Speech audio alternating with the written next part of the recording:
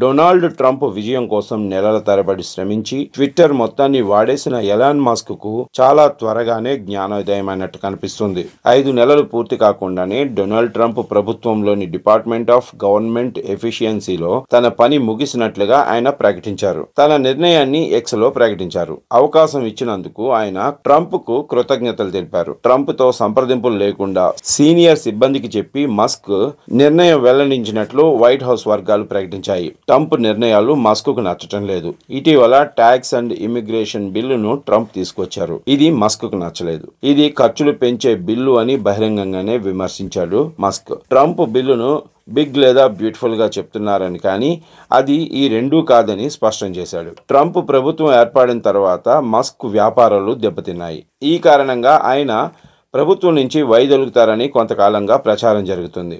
అయితే ట్రంప్ నిర్ణయాలను విమర్శిస్తూ వైదొలగటంతో మాత్రం విమర్శకులను కూడా ఆశ్చర్యపరుస్తుంది. డిఓజిఈ వేలాది ఫెడరల్ ఉద్యోగులను తొలగించింది. యుఎస్ ఎయిడ్ వంటి ఏజెన్సీలను మూసివేసింది. కానీ $1 ట్రిలియన్ ఖర్చులను మిగల్చాలన్న లక్ష్యానికి దూరంగా ఉంది. డిఓజిఈ సేవలను మెరుగుపరచలేదని, పైగా ప్రభుత్వ సామర్థ్యాన్ని దెబ్బతీసిందన్న ఆరోపణలు ఉన్నాయి. అదే సమయంలో ఆయన భారీగా సంపదను కోల్పోయారు. ఇప్పుడు వ్యాపారాలపై దృష్టి పెట్టాల్సి ఉంది. ట్రంప్ నిర్ణయాలకు మద్దతివ్వటం వల్ల ఆయనపై చాలా మంది వ్యతిరేకత పెంచుకున్నారు. ఇప్పుడు ట్రంప్ దెబ్బకు కుదేలైన తన వ్యాపారాలను బాగు చేసుకోవడమే ఆయన కర్తవ్యం.